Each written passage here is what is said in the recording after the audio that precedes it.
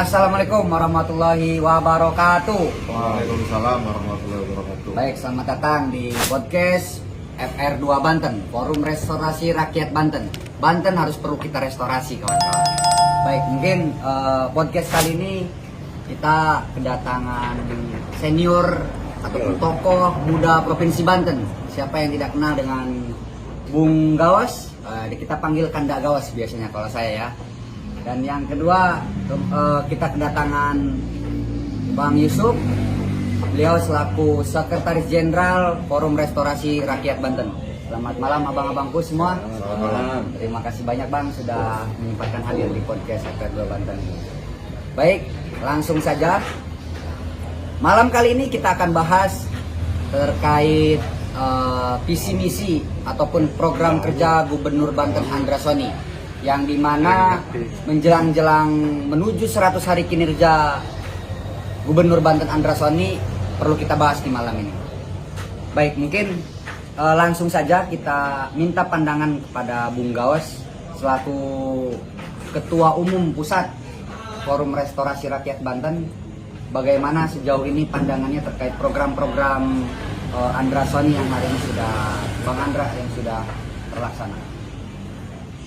Baik, terima kasih kepada MC atau host yang sudah kita bisa berjumpa malam hari ini. Ya, kalau kita melihat secara utuh dan melihat visi misi Gubernur Banten hari ini, ya kan, yaitu misinya kan Banten maju, adil merata dan tidak korupsi. Betul itu Bang. Nah, ini kan menurut saya sangat menarik karena terutama ya yang terakhir itu masalah korupsi. Betul. Nah, ini lagi-lagi tidak ada di tingkat level daerah maupun juga kabupaten kota dan juga level pusat. Korupsi ini masih merajalela dan juga masih selalu dijadikan sebuah kebiasaan. Korupsi ini kayak seolah-olah kayak makan Indomie tiap hari yang tidak ada pernah takutnya. Nah, ini menurut saya yang seharusnya APH ini, aparat penegak hukum ini betul-betul harus melakukan sebuah rule of the law dalam konteks penegakan hukum ini yang betul-betul. Jangan hanya sebatas banyaknya korupsi, tapi tidak ada tidak ada penyelesaiannya. Rata-rata bab korupsi ini, baik di tingkat level daerah maupun juga tingkat level pusat, ini mentok di tengah jalan. Tidak ada sebuah sampai dikupas tuntas dan sampai ya kalau memang diponis dan itu harus dipenjara, dipenjarakan. Contoh sekarang di Banten ini banyak kasus-kasus dari korupsi yang sampai sekarang masih magagang. Kayak seperti Sinjuraca Gede, Spot Center, itu kasus lama yang sampai detik ini belum terungkap dan juga belum sampai selesai.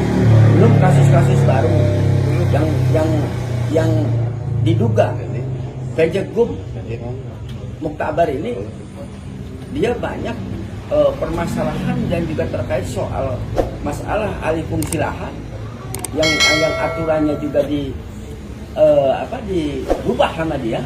Yang kedua yang terkait ini yang paling lucu, ada mobil dinas, mantan mobil dinasnya gubernur zamannya dulu. Ini ada mobil yang diedem tidak, tapi dibawa pulang dan dipakai milik. Jadi hak milik, konon informasinya. Oh, betul. Kan begitu. Nah, ini merupakan ini yang perlu kita pertanyakan juga. Nah, yang kedua, konon katanya sudah dibikin aturannya katanya, tapi ternyata pada saat dilihat di biro hukum itu tidak ada aturan pergub atau apa namanya terkait soal mobil dinas Gubernur Banten ada 2 yang diambil langsung oleh Kejegum. Nah, ini menurut saya soal kasus korupsi ini kami sebagai civil society yang ada di Banten ini siap untuk bagaimana berkolaborasi, mendorong, mendukung, bagaimana menuntaskan terkait soal baik itu masalah korupsi dan juga masalah soal program-program kerja Gubernur Banten ke depan. Nah, seperti itu kira-kira. Baik. Nah ini menarik sekali kawan-kawan, yang harus hari ini kita bahas terkait korupsi, karena salah satu misi daripada Gubernur Banten Bang Andra dan Bang Dimyati, Banten bebas dari korupsi. Nah saya minta tanggapan abang, karena tadi ada beberapa narasi yang disampaikan oleh Kanda Gawas terkait banyaknya persoalan korupsi di Provinsi Banten. Salah satunya terkait jual beli aset negara, dan yang kedua terkait kendaraan dinas, dan yang sekarang lagi marak-marak terkait korupsi dana bos pendidikan SMA di Provinsi Banten. Nah, pandangan abang sendiri, mampukah dalam 100 hari kinerja Bang Andra Soni hari ini yang dia gembor-gemborkan terkait misinya adil merata tidak korupsi, mampukah dalam 100 hari kinerja ini bisa diberantas hal itu? Oke, baik, terima kasih sebelumnya Bung Wildan ya. Terkait memang visi Gubernur Banten yaitu Andra Soni, salah satunya itu adalah tidak korupsi. Ini menurut saya memang sangat kita apresiasi, dan memang ini bukti nyata juga ya. Kemarin mungkin ada kasus juga di salah satu kota di Provinsi Banten, ya itu langsung langsung dievaluasi gitu, bahkan langsung ditetapkan gitu. Maka hemat saya kinerja gubernur saat ini sama didampingi dengan wakil gubernurnya ini sangat nyata, karena memang sudah dibuktikan juga ya, dibuktikan dengan kejadian kemarin, dibuktikan sebagai tersangka juga. Nah maka sesuai dengan visi gubernur ini dan wakil gubernur ini, saya yakin ini Banten akan lebih maju ya. Dan ditambah dengan pendidikan yang gratis di Banten ini gitu kan. Saya kira dengan perpaduan antara gubernur dan wakil gubernur Banten ini ke depan, insya Allah ini Banten akan lebih baik, maju dan lebih sejahtera.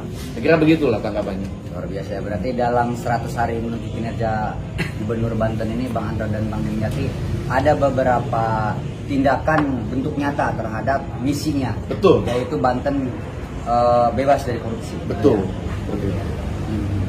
Baik, saya langsung ke Kanda Gawas.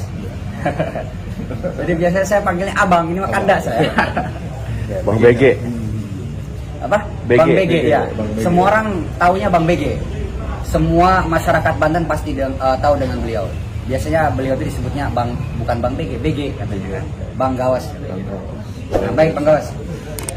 Nah, misi Gubernur Banten hari ini kan bukan hanya Banten tidak korupsi, melainkan adil merata dan Banten maju. Nah, sejauh ini menuju 100 hari kinerja Gubernur Banten, masyarakat Banten sejauh ini adil merata atau tidak?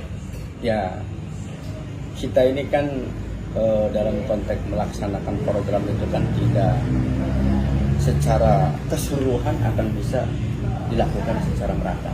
Ini menurut saya ada sebuah konteks step by step, karena ini juga 100 hari juga belum nyampe, hanya 2 bulan atau 3 bulan. Nah, maka dari itu ini yang perlu kita harus dilakukan sebagai masyarakat untuk bagaimana mendorong berkolaborasi bersama Gubernur Banten dalam kerangka untuk bagaimana adil dan merata. Nah, keadilan ini kan tidak bisa di salah satu sisi dari pihak pemerintah saja.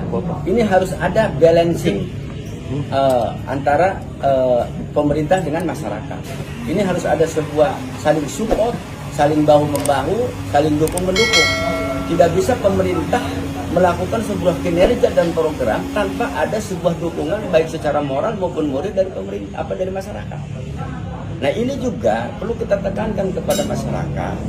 Ini bukan dalam konteks suka dan tidak suka terhadap pemerintah hari ini atau pemimpin hari ini.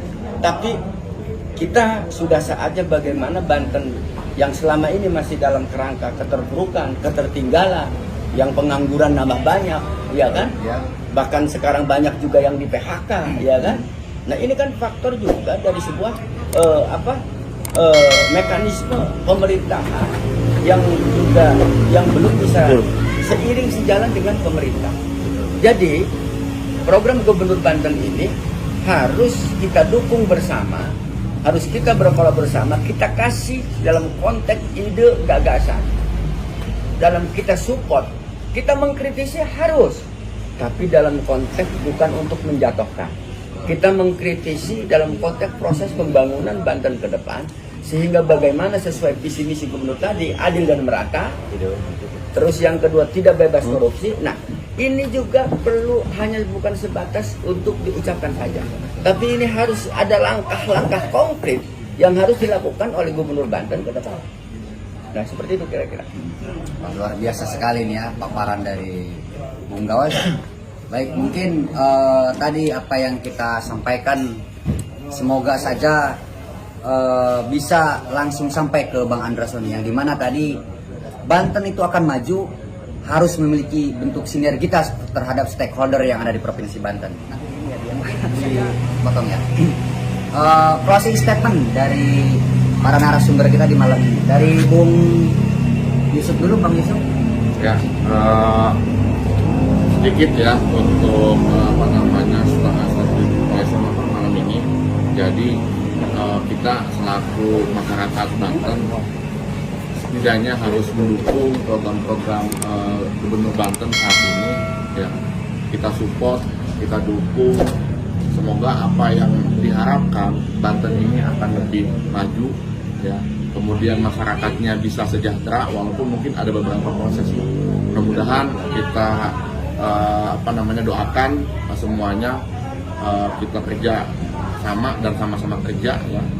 Kita doakan juga untuk kemajuan Provinsi Banten ini di bawah kepemimpinan Bung Andrasoni.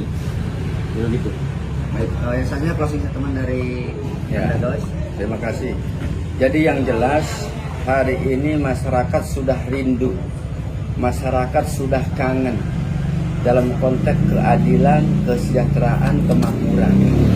Bukan dalam kerangka ini menjadikan hanya sebatas sebuah slogan belaka, tapi kepada Gubernur Banten masyarakat pengen butuh konkret, butuh nyata, realitas apa yang akan dilakukan menjelang 100 hari ke depan. Mudah-mudahan Banten ini dipimpin oleh Bang Andrasoni selaku Gubernur Banten dan juga Bang Dimyati Natakusuma sebagai Wakil Gubernur Banten. Kami sangat mendambakan dan merindukan, dan kami selaku baik dari civil society sebagai masyarakat paling terbawah, masyarakat paling ujung, akan mendorong dan juga menyupport akan bisa berkolaborasi dalam kerangka Banten ke depan lebih baik, lebih maju, dan masyarakat bisa menikmatinya. Bukan Banten ini dinikmati oleh sebatas segelintir-gelintir orang saja, tetapi ini harus masyarakat seprovinsi Banten ini menikmati hasil daripada kebijakan, program-program apa yang akan dilakukan oleh Gubernur Banten ke depan. Yang jelas masyarakat akan berjibaku dalam kerangka mendorong program-program prioritas yang akan dilakukan oleh Gubernur Banten ke depan. Terima kasih. luar biasa.